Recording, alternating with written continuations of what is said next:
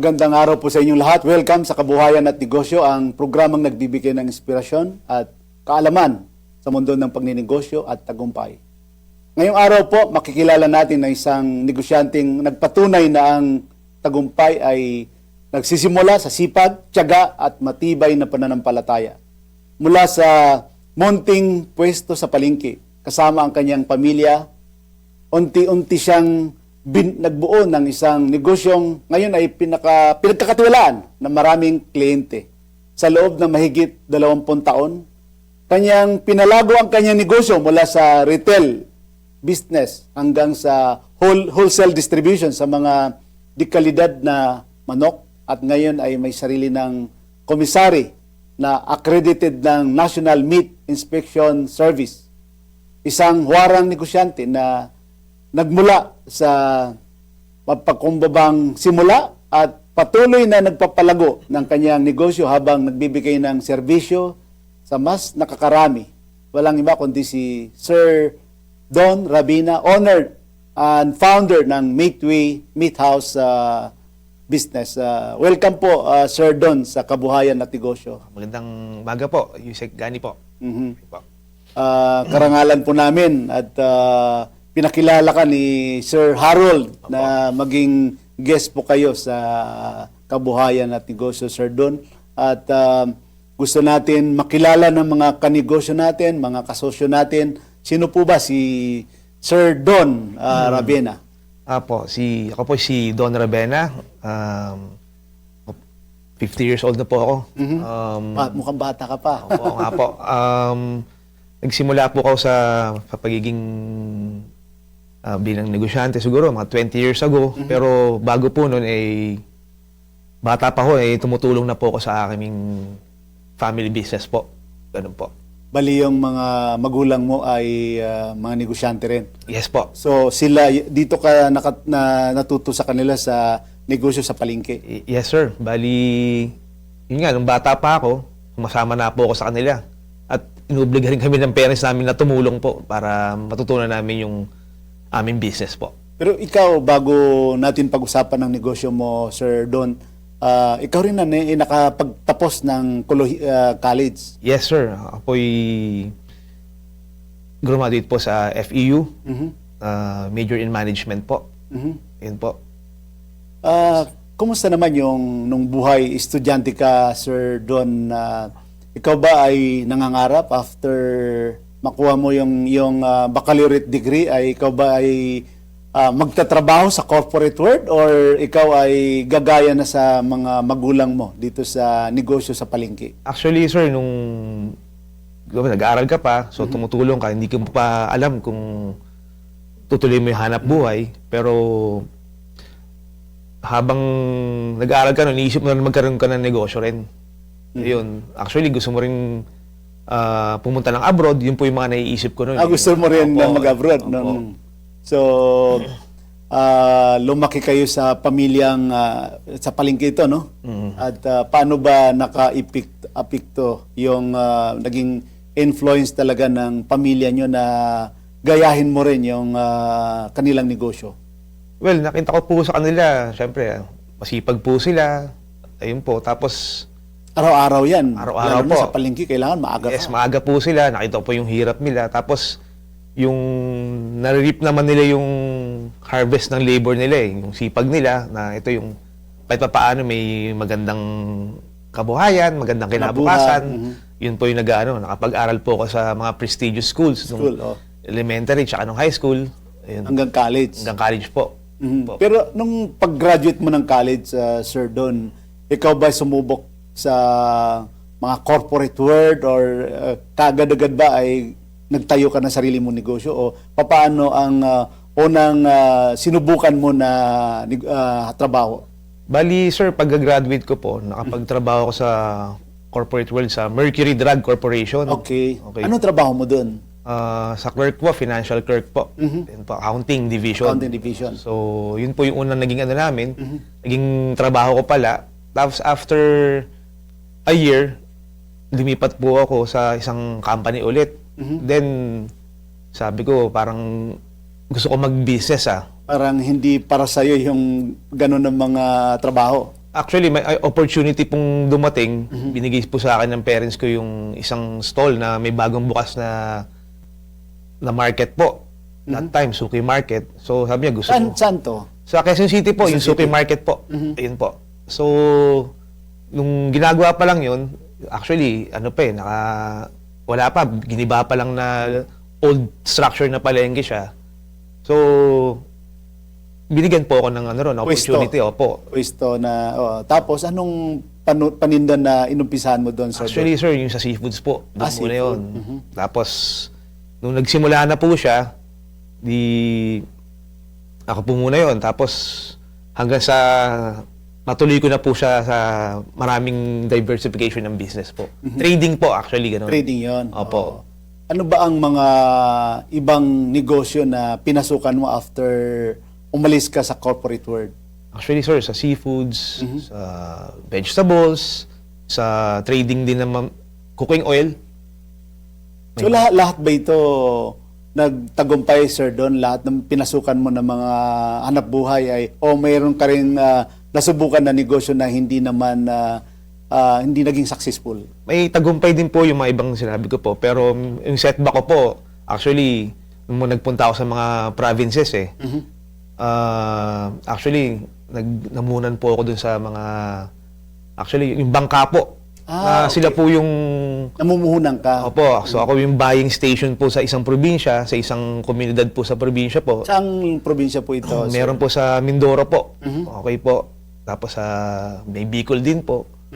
So ako yung buying station ng seafoods. So yung mga huli nila, Ikaw yung ako yung bumibili? bumibili po, tapos dadalhin ko po sa Manila. Iti-trade ko po dun sa fish port, sa mga konsignasyon para ibenta ko po ron. So ano yung naging experience mo dyan, sir, doon na sinasabi mo na parang hindi naging matagumpay yung negosyo na yan? Well, ang experience ko po doon is medyo mahirap kasi minsan pag wala ka, hindi mo nababantayan, yun nga yung time na magkakaroon ng opportunity yung pwede bang dayain ka. Dinadaya ka, Ayun, oo. yun po. So, doon po ang start ng nun. Kailangan Anong style ng dayaan dyan sa mga ganyan na negosyo, sir, doon? Bali- Para na rin sa kaalaman ng ating mga tagapanood natin dito sa Kabuhayan at Negosyo para matuturin sila. Paano ang dayaan dyan? Actually, sir, yung tiwala. So, magbibigay ka ng Pera, puhunan. Okay, gawin Iwanan to. mo sa kanila. Iwanan mo sa kanila po yun. Tapos, hindi na siya, napapaikot pa nila yung pera na bibigay mo. Tapos, kulang na yung supply na darating sa amin sa Manila. Hindi sapat. Hindi sapat, oo. At lugi ka talaga doon. Lugi, tapos hindi mo kilala yun. Tapos, yung bang pumunta po yung, example po, sir, yung bangka po, galing po ng Mindoro, nagpunta ng Palawan. So, hinihintay mo na ron. Isang linggo na, hindi pa rin dumarating yung shipment ng yung bangka po. Oo. So, naibenta pala nila sa ibang probinsya na. Ikaw, yung pera mo na ininvest Oo. mo, hindi mo pa nare-recover. Hindi pa na, tapos sanay mo, 2 weeks hindi mo uwi yung bangka.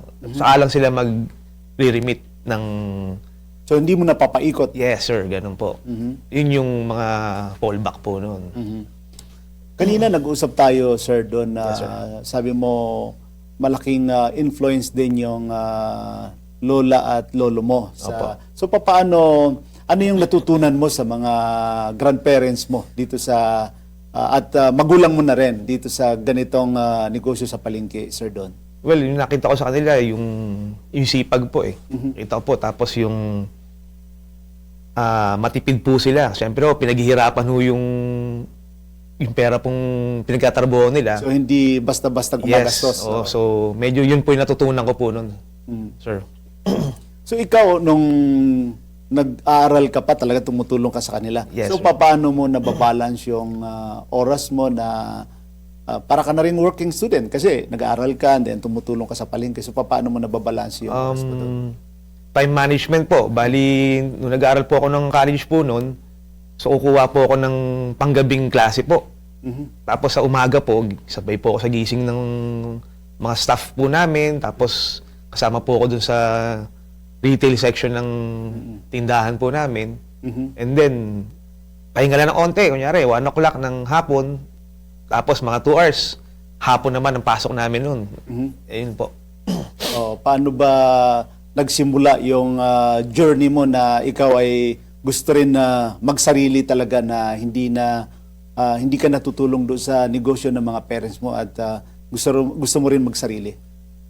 Well, nung binigyan nga po ako ng opportunity dun sa may tinatayong pwesto po sa na market po, doon po siya nagsimula noon. Tapos nung binigay po sa akin yun po, dahan-dahan ko pong ginapang po yun para umasenso po. Yun po. So, alam mo, Sir Don, sa mga negosyante, pinaka mahirap din na decision or mahirap pag-umpisa sa business yung puhunan. Ikaw ba binigyan ka rin ng puhunan ng mga parents mo or sarili mong ipon yung naging puhunan mo sa negosyo? Bali, binigyan po ako ng parents ko. Actually, yun po totoo. Para Swerte makapagsimula. ka. Yes po. Oo. So, yun po. Utang ko muna sa kanila. Tapos ako rin po, nung lumalaki po, kailangan ko rin umutang po. Actually, sa mga Bombay, kailangan mo rin umutang doon. Umutang ka rin sa mga nagpa 5-6, sa bangko. Doon po siya. Hanggang sa matawid mo na yung capital na kailangan mo po.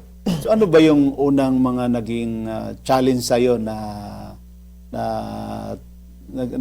talagang sa pagninegosyo hindi pala madali? So, ano yung mga malalaking naging problema mo nung nag-uumpisa ka sa dito sa chicken business mo? Una po, ang problema ko po doon, kakapital na malaki kasi medyo, sa chicken business po, medyo bulk po yung order noon eh. So, kailangan ko rin ng maraming sakyan. Yun po yung mga naging ano sa akin. So, dati, ang sakyan namin, isa lang. Logistics po. So, ang sakyan lang namin yun, owner type jeep at saka yung mga FB. Eh ngayon, bago ka makapasok sa isang company, kailangan naka-refrigerated truck ka nun. So, tinatanggihan kami ng ibang hotels, ibang restaurants kasi hindi siya refrigerated. So, yun. Nag-invest kami muna para magtuloy-tuloy yung negosyo. So, itong negosyo mo, explain mo sa mga viewers natin, mga kasosyo, mga kanegosyo natin, Sir Don, paano yung cycle ng business mo? Ikaw ba ay may sariling chicken farm? Paano yung cycle ng business? Or saan ka bumibili? Direct ka ba? Or dun sa mga dressing Plant po. Dressing plant. O pwede natin i-explain kung paano yung cycle ng negosyo mo, Sir Don? Bali po, chicken dealer po ako. Okay. So ngayon po, kumukuha po ako ng goods ko sa mga planta po, dressing plant. So from dressing plant po, dadalhin po sa amin yon or kami rin yung minsan pipick up po, depende po sa volume na kailangan po namin. After po nun, kami na po bahala doon. Tapos kami na po yung magdi-distribute sa Metro Manila kung saan po namin mga kliyente po namin. So mga kliyente mo, mga businesses din, mga Business and po, establishment. food establishments po. Di malaki-laking negosyo ito. So, ikaw ba, Sir Don, may mga pagkakataon din na ikaw ay nalugi or may pagkakamali kayo at ano ba yung mga natutunan nyo dito sa, siyempre, tumagal, kalaunan at nare-resolve mo rin. So, ano yung mga experience mo sa mga ganyan na bagay, Sir Don? Well, yung nalugi, meron po talaga yun. Example po, nasiraan ka ng goods, kulang po kasi ang pag-handling po kasi ng chicken po, kailangan po may naka-refrigerated tsaka may ice po para ma-deliver mo na maayos. Sariwa po siya, yun po yung ano po ng customer. So may time na minsan po, nasiraan ka po ron, tapos yun, tapon na po yun. Hindi na po namin ipwedeng... Nalulugi kayo doon? Yes, sir, opo. Lalo na kung malaking tapon. Yes. Tapos yun nun. So, para hindi na po maulit-ulit yun, kailangan sabihin namin, minsan yung sa tao rin eh. Yung mahirap mag-train ng tao eh. Minsan sa tao talaga mag-ano. So, kailangan mong turuan yung mga staff namin na ito ang gagawin, itong mga gagawin. Ngayon, para hindi na maulit tong setback na to. Yun po. Paano nyo ba hinahandle yung mga pressure sa negosyo, lalo na classic example nung panahon ng pandemic at medyo nahirapan lahat ng negosyante. Paano nyo na-handle yung mga ganyan na naging problema, Sir Don? Well, nung pandemic, talagang lahat naman tayo inabot nung pandemic ng... Pero kagandahan doon, dahil business nyo ay chicken, kahit naman pandemic, ang tao kakain. Oh, so Yes. ano yung mga naging challenges nyo nung pandemic? Actually, yung pandemic po, ano po siya eh. Mas lumakas ba or humina yung business? Akala po ng tao, yung mga negosyanteng food, medyo kumita po sila pag ganun. Pero hindi po siya ganun. Ganun, oo. Kasi nga po, wala pong pera yung tao eh. Ngayon, yung pambili po nun, medyo nabawasan din po siya nun. Tapos, kami bilang food establishment, nag-deliver din kami sa nag-deliver kami sa food establishment. So, pati po sila may problema. So hindi rin po sila nababayaran. Ganon din po kami. Ka-problema rin po. I'm sure malaki ang papel ng iyong asawa sa inyong business journey. Paano kayo nagtutulungan bilang mag-asawa, mag-partner sa negosyo? Well, yung wife ko, malaking suporta sa akin yan. Napakaswerte ko po sa kanya talaga na yung support niya, full support na binibigay po sa amin at saka sa pamilya at saka sa negosyo po. Kanina nung nagkukwentuhan tayo, Sir Don, nabanggit mo na hindi na rin siya bago sa ganitong negosyo kasi sabi mo nga may experience na rin siya sa palengke, no? Opo. So paano kayo nagtutulungan? Ano yung division of work niyo sa ganitong negosyo niyo, Sir Don? Bali yung wife ko po, siya po yung sa accounting, yung finances, handling po niyan. Ako po sa mga tao po, sa staff, sa logistics, ako po bahala ron. Tapos may mga staff din kami, may, sa admin, para matuloy namin yung negosyo lahat. Ano yung mga sikreto or strategy mo na mapanatili yung magandang samahan, nagtutulungan sa negosyo ang pamilya, lalo na yung mag-asawa? Yung faith po, sinasabi po. Tapos yung trust, yung tiwala po. Yung po, malaking importante po yun eh. Para magtuloy-tuloy ang hanap buhay. May mga dumating ba sa punto mo, Sir Don, na kasi successful ka na dito sa negosyo mo sa chicken. Naiisip mo rin ba minsan na gusto mo rin subukan mag-venture sa iba namang negosyo? Yes, sir. Actually, may mga pinaplans po kami na ibang negosyo po na sample po, pwede ba sabihin? Yes. Gusto rin po namin sa sa printing din po. Tapos sa logistics kasi doon po may mga sakyan din po kami na para magtuloy-tuloy po. Baga you're not putting eggs in one basket po. Oo. Parang ganun po. So, ano ba yung sa tingin mo, Sir Don, na naging mindset nyo na pagkakaiba ng mindset nung ikaw ay empleyado at ngayon ay talagang naging successful na negosyante ka? Well, paano ba? Ang negosyante, risk taker. Tapos si employee, paano po ba? Parang may process siyang sinusunod eh. Tapos, paano ba? Ano pa bang... Tapos yung risk taker, nasabi ko na po. Tapos... Ngayon ay nag-decide ka na talaga na dito ka na, full-time na negosyante ka. Ano ba yung mga nagbibigay sa iyo ng lakas, ng loob para magpatuloy ng negosyo kahit, alam mo naman sa pagninegosyo, Sir Don, may mga hams yan. Hindi naman lagi ay kita, laging masaya sa pagninegosyo. So, ano yung mga nagbibigay sa iyo ng lakas ng loob, nakaka-inspire sa iyo lagi na ipagpatuloy yung negosyo mo at nakikita ko naman tuloy-tuloy yung paglaki ng negosyo mo, Sir Don? Ano lang, sir, may faith ka lang sa taas. Dasal ka lang para lahat ng mga gusto mo, masunod. Tapos sipagan mo pa. Tsaka innovation, para hindi ka maiiwan sa mga competitors mo. Nung nag-umpisa ka, Sir Don, retail lang, no? So, paano nag-evolve na mula sa retail ay naging wholesaler ka na? Retail muna. Tapos po, sir, nung may isang customer ko kami na inalok kami na mag-deliver sa isang company malaki, Doon po siya nagsimula. Tapos, inalok po kami na mag-deliver. Sabi namin bilang isang retail, pwede pala makapasok. Hanggang sa napag-aaralan po namin, yun na po, naging wholesaler na po kami, tapos nagdi-distribute na po kami sa mga palengke po, sa mga establishments. Ganun po siya. Napaka-interesting yung pinag-usapan natin, Sir Don. At sa mga kasosyo po, mga kanegosyo, wag po kayo alis. Magbabalik po ang Kabuhayan at Negosyo.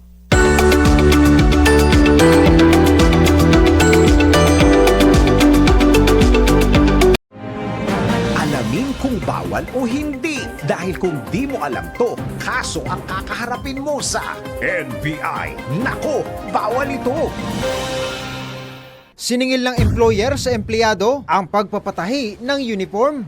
Nako, bawal ito. Kagaya ng pagiging isang estudyante. Sa trabaho ay mayroon ding uniforme. Ngunit paano kung nirequire mag-uniform ang lahat ng empleyado tapos ikakaltas ang pinagpagawa nito sa kanilang sweldo? Nako, alam mo bang labag sa batas yan? Malinaw sa Labor Advisory No. 11, Series of 2014 ng Department of Labor and Employment na hindi maaaring ikaltas sa sweldo o pabayaran ng employer sa kanilang mga empleyado ang uniform ng kumpanya. Nakasaad sa batas na ang iba't ibang bagay na ikakaltas sa sahod ng isang empleyado tulad ng cash deposits for loss or damage, personal protective equipment o PPE, uniform o training fee ay tinatawag na unauthorized deductions. In short, dapat sagot ng kumpanya dahil gagamitin ito para sa trabaho. Kaya sa mga employer, ang bayad sa pagpapagawa ng uniform ay dapat kayo ang mag-shoulder para hindi kayo masabihan ng, nako,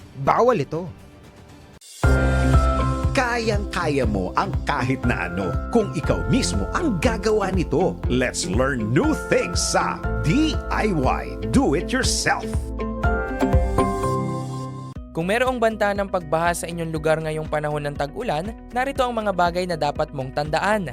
Huwag mong baliwalain at makiisa ka sa preparedness drills ng inyong local government unit. Alamin mo rin ang evacuation plan ng inyong komunidad at dapat maging updated ka palagi sa mga ulat. Kung kumpirmadong may banta ng pagbaha, agad mong ilipat ang mga mahalagang gamit sa mataas na lugar.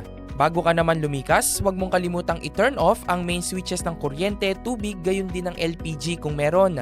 At kapag may abiso o direktiba na mula sa otoridad, agad na lumikas para manatili kang ligtas. Gets mo ba? Sige nga, do it yourself.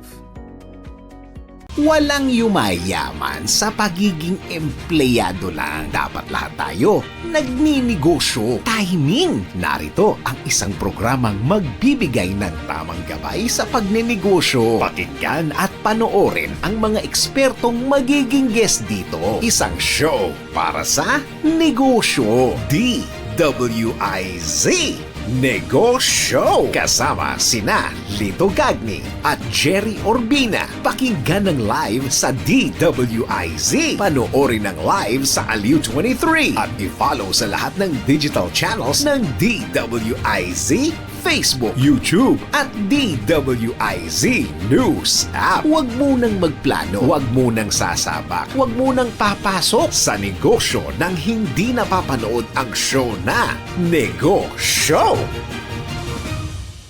Ika nga nila, mas magandang gawing alternative ng kape ang tsaa dahil mas natural ito at mas healthy. Meron pa nga nakapagsabi na nakakatulong ito sa pagpapapayat ang pag-inom ng mga herbal drinks. Pero, totoo ba ito? Bago maniwala, let's prove it. Bago maniwala sa mga claim-claim na yan, patunayan na yan sa Let's Prove It! Ayon sa WebMD.com, merong mga pag-aaral na nagsasabing merong epekto ang pag-inom ng tsaa sa pagbaba ng timbang ng isang tao. Kung sasabayin ito ng tamang diet at exercise, maaari nitong mapababa ng bahagya ang timbang. Ito ay dahil sa ingredient nito na isang uri ng flavonoid o health-promoting substance na tinatawag na catechins na may kakayahang mag-boost ng metabolism at mabilis na tumutunaw ng fats sa katawan. Pero ang paalala ng mga eksperto, huwag masyadong mag-expect at huwag iasa dun sa tsaa ang pagpayat dahil malaking factor pa rin ang uri ng mga pagkain na kinukonsumo at ang daily physical activities. Gayunpaman, Bukod sa inyong weight loss journey, makakatulong din ang tsaa na protektahan kayo sa mga sakit, partikular na ang kanser, sakit sa puso at diabetes. Mga lugar na pinuntahan ng ibang tao, mga produkto, serbisyo na rekomendado. Alamin sa Highly Recommended. Isa ka rin ba sa mga mahilig sa seafoods? Well then, wag mo nang palampasing dayuhin ang seafood capital of the Philippines para tikman ang kanilang freshly served seafoods. Unahin na ang diwal o angel wing clams. Isa itong rare seasonal delicacy na madalas niluluto sa pamamagitan ng sugba o grilling, steaming, at baking na may garlic at butter. Sunod naman ang sizzling gambas, isang shrimp dish na niluto sa garlic-infused spicy sauce. Perfect ito gawing pulutan, appetizer, o kahit main dish. Tikman na rin ang kakaibang bersyon ng lalawigan ng kare-kare dahil ang kare-kare nila ay puro seafoods, kagaya ng prawns, squid, at isda. Narito naman ang pansit capis na punong-puno ng fresh seafood at hinaluan din ng gulay. Kaya ano pa ang hinihintay nyo? Tara na at tikman ang mga pagkain sa lalawigan ng capis. At yan ang ating highly recommended. Sa tradisyon ng paglilingkod ng tamang balita hanggang sa sports. Hatid ng mga OG sa sports. Benji Paras at Ronnie Magsanok. Benji Paras, Ronnie Magsanok, Palang Bolahan. Sa DWIZ News Nationwide. Saturdays, 4 p.m. Malalaman ang tama sa Walang Bolahan. Palang Bolahan, Walang Bolahan. Palang Bolahan, Sa DWIZ News Nationwide. Palang Bolahan.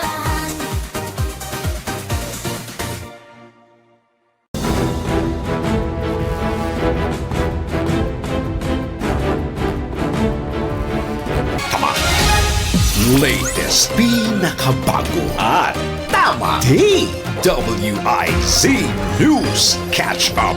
News Catch Up. Pilipinas, narito na ang mga tamang balita sa oras na ito. Handa na ang Commission on Elections para sa 2026 Barangay at Sangguniang Kabataan Elections na nakatakda sa Nobyembre 2 ng kasalukuyang taon.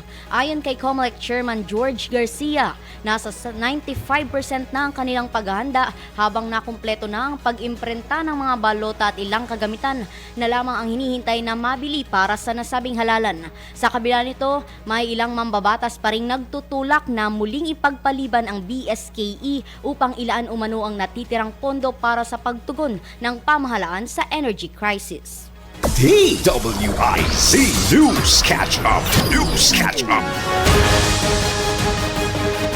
At yan ang tamang balita. Sa mga oras na ito, mag-follow at subscribe sa lahat ng DWIZ News digital accounts, Facebook, Instagram, YouTube, TikTok, X, DWIZ News App, at DWIZ News website. Ako po si Rhea Belmedina, nagbabalita ng tama, naglilingkod ng tama. Oras-oras nagbabalita ng tama, naglilingkod ng tama. DWIZ News Catch Up. News Catch Up.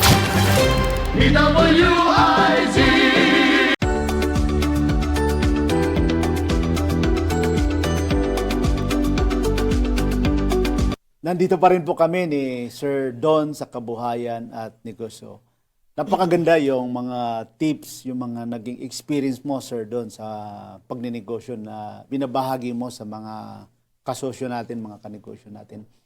Ano po yung mga naging susi para maging trusted distributor po kayo ng isang, hindi lang isa, maraming kilalang brand ay pinagkakatiwalaan nila kayo, Sir Don. Ano yung naging susi mo doon?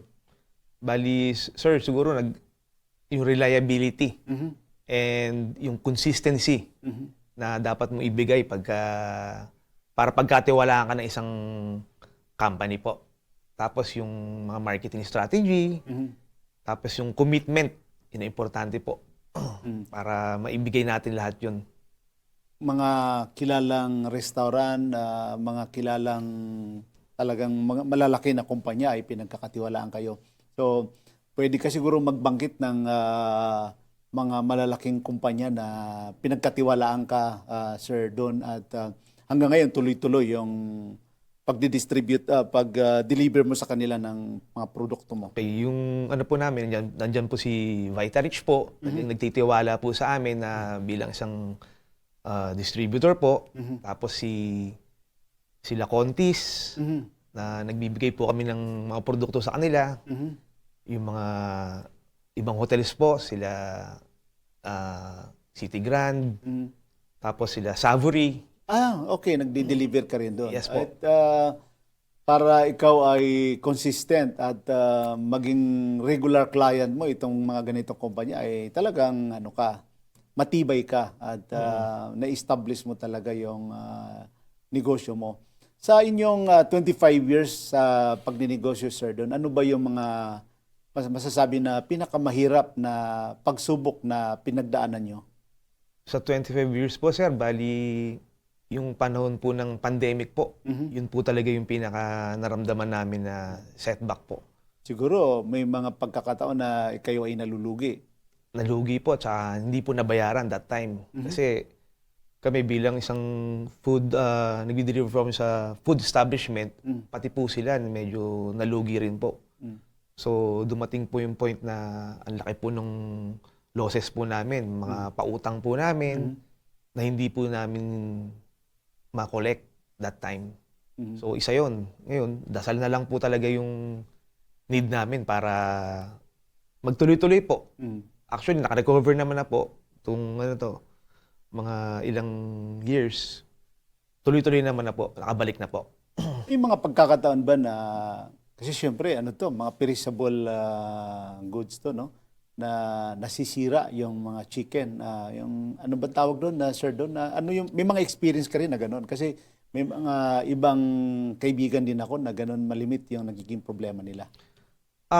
Sa nasisiraan po, pagka hindi po siya naalagaan, kasi perishable goods nga po, so ang kakampi po ng produkto namin is yung lamig po. Lamig. Tapos kailangan po, pag nag-deliver ka, kailangan naka-refrigerator van, tapos naka-cooler, tapos may yelo po. So nag-invest ka talaga sa mga mga vans mo, no? Sa mga vans na kailangan po namin sa logistics po dahil nga around Metro Manila po kami, tsaka in nearby provinces na sinusuplayan po namin. Ano ba ang mga pinaka-proud moment nyo sa pag-ninegosyo na masasabi mo na, ako ay, okay na, nakatawid na ako? Siguro, sir, yung nakabilo kami ng property. Bahay. Yes, yun po yung unang-unang namin Then after nun, another investment po ng property hanggang sa nakakapag-travel na po kami sa abroad. Galing. Then mapag-aral po namin sa prestigious schools yung mga anak po namin. Yun po. So, yun, totoo yan. Na mga proud moment ay yung nakikita mo, yung pinaghirapan mo ay talagang nakikinabang ka rin. Yes, Pati pamilya mo. So, paano nyo napapanatili, Sir, doon yung tiwala na yung mga client nyo? Yung mga client mo siguro, may mga client ka na more than 20 years ay sa'yo bumibili. So, paano mo nasusustain yung trust nila sa'yo, Sir Don? Yung commitment, sir, bali, once na mag-commit ka sa kanila, kailangan ibigay mo. Kahit minsan po, dumarating po na Pasko, kailangan mo mag-deliver sa kanila. So, Pasko, bagong taon, or Holy Week. So, yun, yung mamahalin ka ng customer nun pagka ganun ka. Sa ganitong negosyo, napaka-importante, Sir Don, na magkaroon ka ng komisari. Baka pwede nyo mong maikwento tungkol sa yung komisari at paano mo ito numpisahan? Paano ito nagsimula? Well, una po kasi nasa retail lang kami, sa palengke lang po. Ngayon, nung nag-deliver po kami sa mga establishment, yung isang client po namin sinabihan na, ba't di ka magtayo ng warehouse or commissary, parang ganun. Para ma-penetrate mo lahat ng ibang restaurants or ibang hotels po. Then, yung pinag-aralan namin, tapos with the help of National Meat, Inspection Service na... Ito, no? Yes, Department of po, Agriculture. sa may Quezon City po. So, nagpag-guide po kami ron paano mag-construct ng isang warehouse po. Yung flow ng Commissary. flow ng operation, ganito, ganyan. Hanggang sa na po, nung meron na po kami noon, equipped na po kami na makapag-supply sa kanila. Na dati, So, may sarili ka talaga, Oo, commissary. yun na po siya. Hindi ka dati pinapansin. Ngayon, papansinin ka na kasi nga, usually, taga-palengke ka lang, ganun. Hindi ka pwede, kailangan mo may ganito. So, yun na, nakapagtayo na kami ng ganun. Gaano ba kahalaga, Sir Don, ang quality control sa inyong negosyo? Alam mo naman, quality control, doon tinitingnan ng mga client mo na talagang ikaw ay reliable sa pagsusupply. Kailangan po lagi pong fresh. Oo. Yun po. Tapos, on time, mag-deliver. Tapos, yung commitment mo po sa kanila. Para pagtiwalaan ka nila. Tapos, yun lang yun. Naibigay mo yung mga services na kailangan nila. Ano yun, magtutuloy-tuloy yun. Tapos, may word of mouth pa na sasabihin. Pwede ka nilang itawag sa ibang kaibigan nila. Nare-refer ka nila. Nare-refer po. Yun po, yung referral po eh. Yun po yung ano. Siyempre sa tindi rin ng kompetisya sa ganitong negosyo ay marami kayong mga supplier, no? Yes Marami po. kang competition. Ano ba yung naiiba sa iyong serbisyo kumpara sa ibang suppliers na ikaw ay nananatili na lumalaki at nagiging reliable ka sa mga suppliers? Bali, dapat maging unique ka. Kasi yung iba kasi na tulad po namin, nag-supply lang po sila ng parang whole chicken lang po. Kami po, may sinamahan po namin ng cutting. Tapos meron din po kaming paano ba? Nagka-cutting, Dressing. dressing, ganun po. So, ang pinaka-importante rin minsan yung on time sa delivery, consistency. So, paano nyo sinisiguro, Sir Don, na laging on time ang delivery nyo sa mga client nyo at consistent din yung mga produkto mo? Kailangan na yung nasa dealer nyo po, nasa may kinukuha nyo po, alam nyo na kagad kung meron kayong produkto or wala. So, Then after, importante yun, ano? importante po yun. Para makapag-set ka po ng ano nyo po, ng time nyo na ganito po ang delivery time. Ganun po. Yung pagiging consistent mo naman sa mga produkto mo, Sir Don, kailangan consistent din yan. Yes, sir. Kailangan po. Basta lagi pong fresh. Yun yung pong pinag-uusapan dyan. Siguro, Tapos, price. kailangan kung 14 o 10 degrees na yung delivery, pagka yung pinanggalingan, kailangan dumating din doon sa client mo, ganun pa rin yung lamig, no? Yes po, kasi sinecheck po nila yun eh. Kung ano po yun, hindi po siya papasa. Kunyari, bumagsak po sa temperature, kailangan parehas po ng tulad ng dating ni-deliver mo po. So, kailangan consistent. At pagpapatuloy natin, Sir Don, ang ating kwentuhan sa business journey mo sa pagbabalik po ng kabuhayan at negosyo.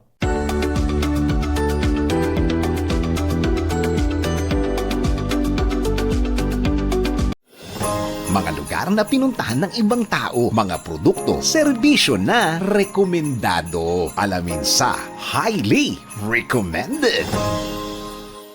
Kung naghahanap ka ng lugar na pupuntahan para mag-unwind, huwag nang palampasin ang probinsya ng Catanduanes dahil ang tanawin dito ay tila mula sa isang panaginip. Simulan na sa Cagdipa Rolling Hills. Matatanaw dito ang malawak na berdeng burol habang dinadamdam ang malamig na simoy ng hangin. Isunod na ang Bote Lighthouse. Isa itong makasaysayang lighthouse na itinayo pa noong Spanish colonial period para magsilbing gabay ng mga mangingisda. Bukod dito, magandang spot din ito para sa panoramic view ng karagatan, lalo na kapag papalubog na ang araw. Para naman sa kakaibang experience, bisitahin ang Poseidon's Rock. Isa itong natatanging rock formation na kahawig ng isang figura. Mayroon din itong maliit na pool na pwede magtampisaw. Kung gusto mo namang ma-experience ang mag-picnic sa ibang lugar, puntahan na ang Maribina Falls. Napapalibutan ito ng kagubatan at falls na may malinaw at malamig na tubig. tubig. Hindi rin dapat mawala sa itinerary ang Balakay Point. Perfect place ito para tumambay kung ikaw ay nature lover. Kaya ano pa ang hinihintay mo? Tara na at sabay-sabay tayong masurpresa sa kagandahan na taglay sa lugar na tinaguriang the Happy Island of the Philippines, ang probinsya ng Catanduanes. At yan ang ating highly recommended. Kayang-kaya mo ang kahit na ano kung ikaw mismo ang gagawa nito. Let's learn new things sa DIY Do It Yourself. Ang hindi regular na paglilinis o pagme-maintain sa aircon ay posibleng maging dahilan ng pagkakaroon nito ng ingay. Kaya narito ang mga dapat mong gawin para hindi ka na makaistorbo ng iyong kapitbahay. Una, suriin kung maayos ang pagkakakabit ng mga panel o kung may maluluwag na tornilyo. Ikalawa, linisin mo ang air filter. Ang barado o maruming filter ay nagpapahirap sa daloy ng hangin kaya nagkakaroon ng ingay. Ikatlo, tingnan kung may sagabal sa fan blade gaya ng dahon at alikabok at siguraduhing maayos ang pagkaka-align ng fan blades. Ikaapat, i-check mo ang compressor dahil maaari itong maging maingay sa katagalan. Maaari kang gumamit ng rubber padding para maiwasan ang vibration. Ikalima, kumonsulta ka na sa technician kung may iba ka pang tunog na naririnig mula sa inyong aircon. Gets mo ba? Sige nga, do it yourself. Nag-viral kamakailan sa social media ang iba't ibang uri at brands ng sunscreen na ngayon ay parte na ng skincare routine ng karamihan. Pero totoo nga ba na kahit na nasa loob ka lang ng bahay ay kinakailangan mo pa rin gumamit ng sunscreen? Tara, let's prove it! Bago maniwala sa mga claim-claim na yan, patunayan na yan sa Let's Prove It! Ayon sa sundoctors.com, hindi dapat i-skip ang paglalagay ng sunscreen sa katawan kahit na buong araw ka lang maglalagay sa loob ng bahay at hindi direktang tatamaan ng sikat ng araw. Hindi ito may tuturing na pagsasayang dahil sa katunayan marami pa rin itong benepisyo. Nangunguna na dyan ang pagpigil nito sa maagang pagsulpot ng signs of aging katulad ng wrinkles at fine lines. Para sa mga babad sa gadgets, mag-set lang ng screen time dahil maaari ring madamage ang balat sa pamamagitan ng blue light na nanggagaling sa screen na kadalasan ay nakatutok sa ating mga muka. Bukod dyan, nagagawa rin itong gawing mas effective ang iba pang mga skincare products na pinapahid natin sa ating balat. At higit sa lahat, may kakayahan ito na protektahan ang balat natin mula sa kanser. Take note, hindi lang one-time application ng sunscreen dahil kinakailangan itong i-reapply every 4 to 6 hours kahit nasa loob ka lang ng bahay.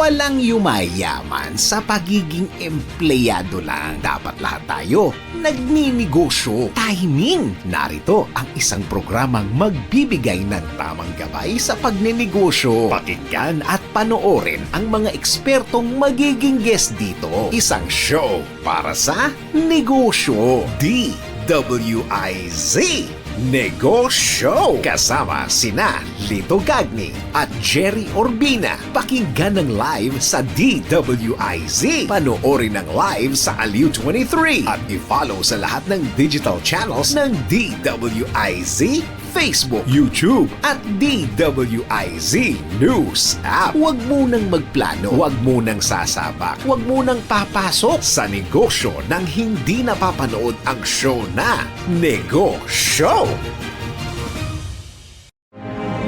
Alamin kung bawal o hindi dahil kung di mo alam to, kaso ang kakaharapin mo sa NBI. Nako, bawal ito!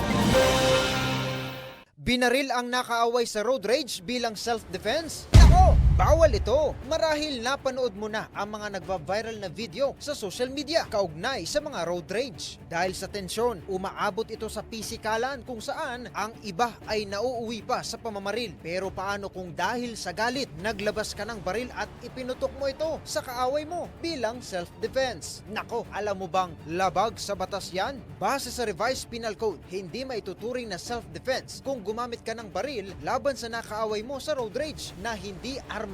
Lalong-lalo na kung binaril mo ito sa kanyang vital organs tulad ng utak, baga o sa puso. Nakasaad sa Article 11 ng Revised Penal Code, may tuturing lamang itong self-defense kung mayroong unlawful aggression o bigla kang inatake o may banta sa iyong buhay. Ikalawa, may tuturing lang itong self-defense kung mayroong reasonable necessity o kung walang ibang paraan para makaiwas sa pag-atake. At ikatlo, lack of sufficient provocation o mapatunayang wala kang sala sa naganap na road rage. Ang sinumang masangkot sa pamamaril sa kalagitnaan ng road rage ay mananagot depende sa bigat ng kaso. Kaya sa mga motorista, magbaon ng maraming pasensya. Hindi lang dapat matapang dahil may baril kang dala. Baka masabihan ka pa ng, nako, bawal ito.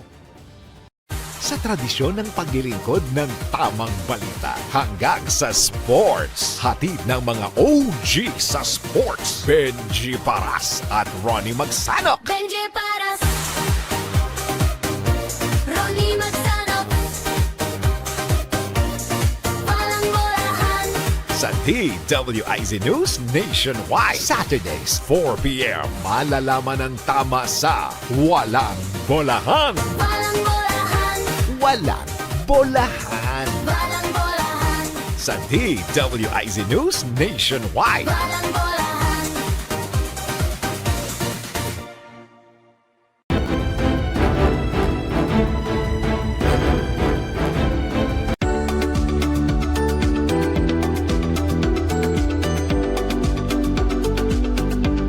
Nandito pa rin po kami ni Sir Don sa Kabuhayan at Negosyo. Sir Don, ano ba yung plano nyo na palakihin pa yung negosyo sa mga susunod na taon? May mga plan ka ba para lalong lumaki ang negosyo nyo? Number one, yung innovation. Mhm. So, para makasabay ka pa sa mga susunod na generation na maano nila, kailangan one step forward ka na iniisip mo. Ayun po. Tapos, syempre, laging, since na fresh ang kailangan namin na, gandahan mo pa. Na maging fresh pa yun. Yung ating produkto. Mhm.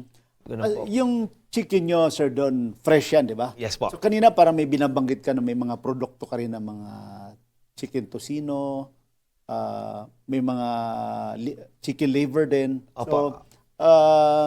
So, ano pa yung mga ibang produkto mo aside doon sa fresh chicken? Bali, meron po kaming mga chicken longganisa, Okay. and chicken tocino, chicken barbecue. Bali, usually mga umu-order po noon, sa mga hotels, pang breakfast meal po nila. Oo, tama Yun yan. po yun. Tapos, so, gumagawa po kami rin, 100 kilos.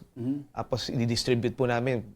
Continuous lang po ang gawa namin po noon. Kasi, lagi pong, syempre, sa mga hotel po, lagi rin po sila umu-order noon. Mhm. Ayun po. Hotel at saka mga restaurant din Yes po, siguro. opo. Alam mo, importante rin, Sir Don, sa negosyong diversification, no? Ano sa tingin mo kahalagaan ng diversification sa negosyo based doon sa naging experience nyo? More than 20 years kayo rito sa chicken business. Bali, sir, yung diversification, medyo importante po yun kasi po, bali po, it spreads investment. Parang ganun po. Saka kailangan nakahanda ka, proactive ka sa negosyo. Yes po. Tapos, pagka nag-diversify ka po, kailangan mo ng kapital po, kailangan mo siya ng, para ma-reach mo siya. Ganun po. Ikaw ba, Sir Don, may ipapayo ka sa mga viewers natin, mga kanegosyo natin, kasosyo na gusto rin magnegosyo kahit magsimula sa maliit, lalo na yung kulang sa puhunan. Ano ba ang maipapayo mo sa kanila? Importante, dapat alam mo yung negosyo na papasukin mo, pag-aralan mo siya, tapos start small, wag mo nang aggressive. Huwag mo na big time. Wag mo nang big time. Yung kaya mo lang muna para pagka bumagsak, hindi masyadong masakit para maka-rebound siya. Ayun po. Tapos, syempre, nandun pa rin yung faith mo Mhm. sa taas. Samahan mo ng dasal. Tapos, yung swerte, nandyan na eh. Oo. Yung sipag, nandyan na yung sipag eh. Aano mo na lang, i-execute mo na lang siya eh. Mhm. So, ganun lang po. Kasi maswerte ka, Sir Don, dahil ikaw hindi mo na kailangan pag-aralan yung naging negosyo nyo dahil negosyo ng mga magulang mo yan, di ba? So, siguro tuloy-tuloy lang kung lalo mo pang pinalaki yung negosyo. Para sa mga negosyanteng dumadaan naman sa pagsubok, I'm sure ikaw rin na dumaan ka rin sa ganyan, mga problema.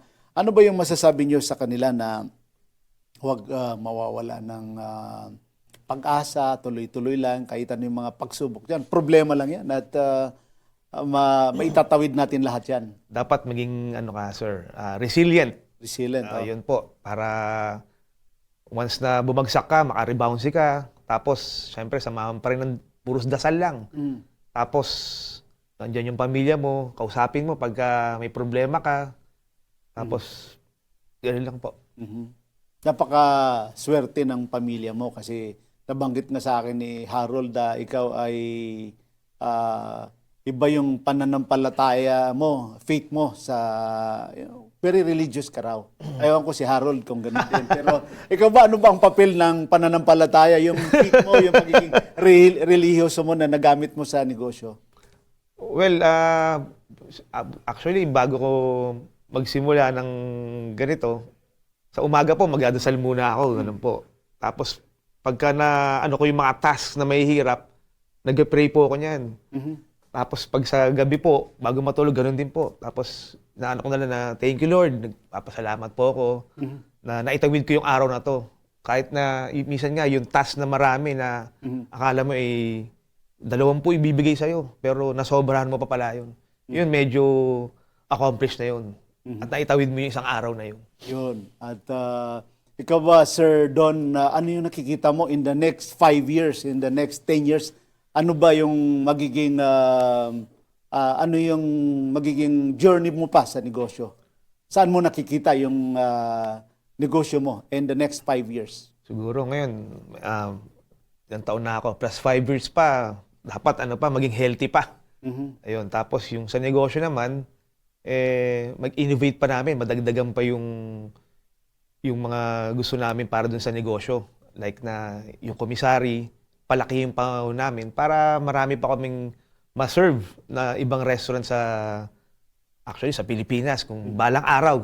Ganun po. Ngayon, presently, nasa Quezon City kayo, no? Quezon City po. Hindi mo ba iniisip, Sir Don, na balang araw ay magkaroon ka rin ng komisary sa Visayas or sa ibang rehiyon na malakas, lalo na yung mga populated na mga business area na region or like Cebu, Davao, iniisip mo rin ba yan na mag-i-expand ka doon, Sir Don? Pwede naman po. Yung kaya lang po ng ating kamay, tapos meron tayong gustong mag-invest na Maging negosyante partner. o maging partner. Pwede naman po. Mas maganda po yun para marami po tayong negosyong may tayo at taong matulungan. Mhm. At ngayon ba may mga mensahe ka ba, Sir Don, sa mga kababayan natin na nangangarap din umasenso, maging successful din sa negosyo? Sa mga aspiring Negosyante. negosyante, businessmen, ayun lang po. Sipagan lang po natin sa pang-araw-araw po natin. Tapos huwag makakalimut magdasal. Mhm. Pag kayo nagdadasal tayo, binibigyan tayo ng swerte ni Lord eh. Totoo yan. Ayun po. Tapos maging honest lang po tayo.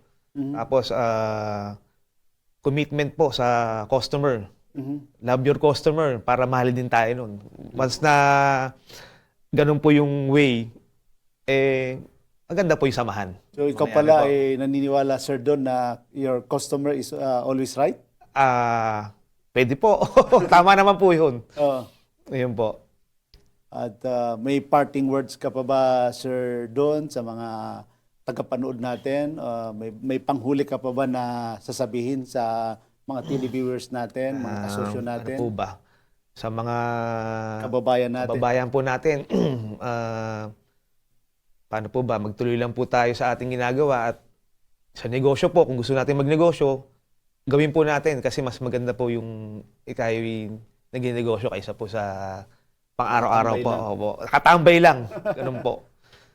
Ayun po. Salamat po rito sa pag-interview po sa akin, Yusek Gani. Maraming salamat sa iyo, Sir Don, at siguradong marami kaming natutunan sa pagbabahagi ng iyong mga kwento, inspirasyon at karanasan sa mundo ng pagninegosyo. Tunay po na kahanga-hanga ang iyong dedikasyon, sipag at tiyaga mula sa simpleng pagsisimula hanggang sa pagiging matagumpay na negosyante sa larangan ng chicken trading. Sa antipong tagapanood, naway nagsilbing inspirasyon ang kwento ni Sir Don. Ito upang tayo'y maging matatag, masipag at determinado, lalo na sa pag-aharap ng mga hamon sa buhay at negosyo. Lagi po nating tatandaan, ang tagumpay ay hindi nasusukat sa bilis, kundi sa tiyaga at consistency. Ako po si Gani Makatuman, nagpapaalam at nagpapasalamat. Patuloy po natin tangkilikin at suportahan ang mga lokal na negosyong Pilipino. Para po sa mga hindi nakapanood ng ating nakaraang episode, maaari niyo pong balikan ang YouTube channel Gani Makatuman, Kabuhayan at Negosyo, at ang ating Facebook page Gani Makatuman, Kabuhayan at Negosyo. Huwag po natin kalimutan mag-like, subscribe at i-follow na rin natin para sa mga bagong episodes at updates. We at Kabuhayan at Negosyo are one with the government in our commitment to help Filipino entrepreneurs improve their lives. Lagi po nating tatandaan, kahit anumang sakuna, kahit anumang problema, kayang-kaya natin ito.